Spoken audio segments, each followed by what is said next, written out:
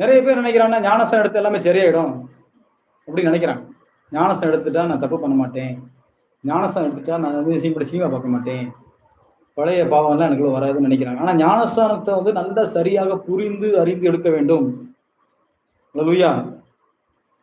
ஞானஸ்தானத்துக்கு அர்த்தம் தெரியுமா? ஒருவன் கிறிஸ்துவுக்குள் இருந்தால் பழையவெல்லாம் ஒழிந்து போயின, எல்லாம் எல்லாம் புதிதாய் என்பது அடையாளம் தான் ஞானஸ்தானம். ஞானஸ்தானம் ரட்சிக்கல, ஆனால் ரட்சிக்கப்பட்டவன் ஞானஸ்தானம் எடுத்துதான் ஆக வேண்டும். நான் ரட்சிக்கப்பட்டேன் என்பது ஒரு அடையாளம் தான் வெளியே காட்டுவது ஒரு ஞானஸ்தானம்.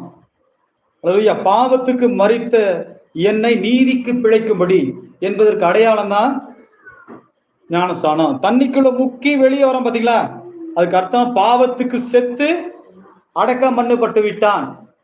தண்ணிக்குள்ள முங்கும் போது நான் பாவத்துக்கு அடக்கம் பண்ணப்பட்டு விட்டேன் என்பதற்கு அடையாளம் தான் ஞானஸ்தானம். தண்ணி முக்கி வெளியே எடுக்கும் போது என்ன அர்த்தம்னா, நான் நீதிக்கு பிழைத்திருக்கிறேன்,